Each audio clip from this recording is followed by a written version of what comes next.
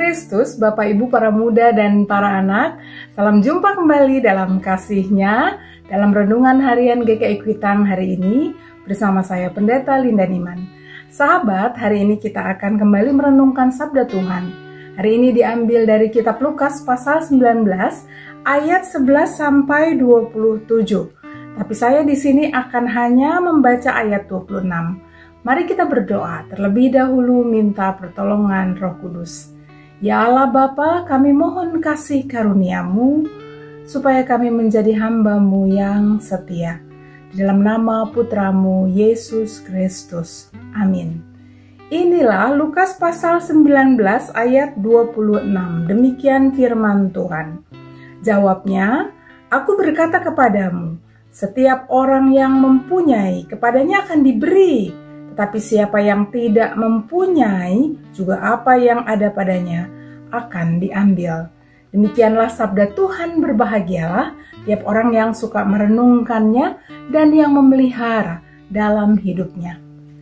Sahabat Kristus, Bapak Ibu para muda dan para anak, ada hal yang disalahpahami oleh orang-orang Kristen yang memandang diri telah menerima anugerah keselamatan dari Allah dalam Yesus Kristus, yakni ketika mereka tidak menjadi peduli lagi dan tidak lagi mengerjakan dan memelihara keselamatan yang telah dianugerahkan itu.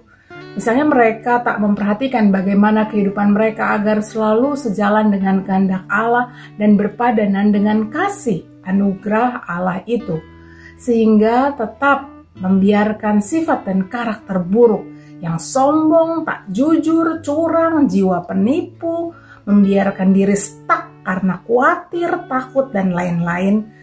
Tak menghargai anugerah keselamatan dari Allah yang kemudian malah meninggalkannya di tempat tersembunyi dan tidak mau memandangnya lagi, kemudian malahan mencari-cari kesalahan dan kekurangan dari cinta kasih anugerah Allah itu.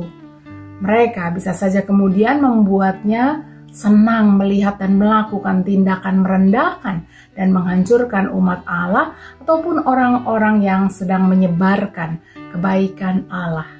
Sahabat, karakter ini tentu tidak sejalan dengan kasih karunia Allah yang diberikan, yang menghendaki setiap orang bersyukur atas segala kesempatan berharga atau anugerah Allah yang telah diterimanya dari Dia.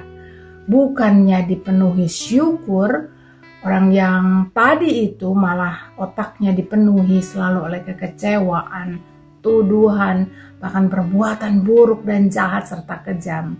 Hidup yang tak dipenuhi syukur seperti itu dan tidak berterima kasih dan tidak mau melihat kebaikan apalagi penghargaan pada Sang Pemberi yang kemudian Dia pelihara, telah merasuki dan merusak karakter si para hamba itu menjadi buruk dan kejam.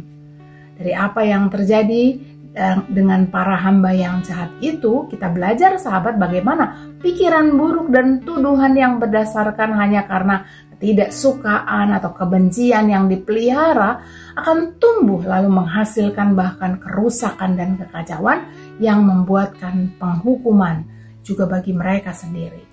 Demikianlah sahabat, beberapa orang di antara hamba yang telah menerima anugerah bersama dengan mereka yang tidak dipanggil untuk menerima anugerah telah bersikap memusuhi Sang Tuhan tanpa alasan, bahkan melakukan kekerasan atas dasar kebencian. Mereka akan dihukum. Berbeda dengan sikap di atas tadi. Beberapa hamba dipenuhi syukur atas anugerah dari Allah, dari Sang Tuhan yang ternyata kemudian adalah Raja atas semua. Para hamba ini memandang bahwa pemberian satu mina itu adalah sebuah penghargaan, kepercayaan atas dasar kasih yang tidak bersyarat dari Sang Tuhan atas mereka. Hal itu juga ditunjukkan dengan kegembiraan, mengembangkan penghargaan dan kepercayaan itu, dan ini dilakukan sebagai caranya berterima kasih kepada Sang Tuhan. Sahabat, ketika mereka bersuka cita mengembangkan anugerah dari Sang Tuhan, hasilnya ada yang 10 kali lipat, ada yang 5 kali lipat. Sang Tuhan sebenarnya tidak hanya melihat hasilnya dari angka, tetapi Sang Tuhan yang bijaksana dan adil itu memandang kerja mereka dari sukacita dan rasa tanggung jawab untuk mengembangkannya dan semangat untuk mengembalikannya kepada Sang Tuhan yang telah terlebih dahulu menghargainya dan mempercayainya. Sukacita dalam mengembangkan Mina adalah wujud dari pertobatan dan usaha terus-menerus tanpa putus asa untuk membiarkan Sang Tuhan yang akan datang kembali itu menjadi kekuatannya dan menjadi motivasinya di sepanjang hidupnya.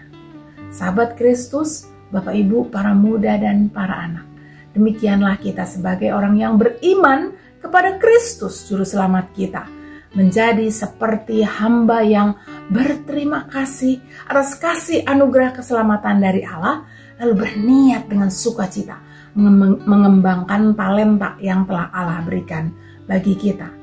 Maka mulai kini dan seterusnya katakanlah kepada Allah kita, ya Allah, sebagai hamba yang telah Engkau kasihi ya Allah, aku bersukacita dan bersyukur.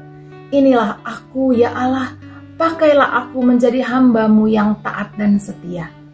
Aku akan setia pada perkara yang kecil, dan sisanya Engkau yang akan memberi dan memperlengkapi aku. Sahabat Tuhan, Tuhan memberkati sahabat semua. Sampai jumpa.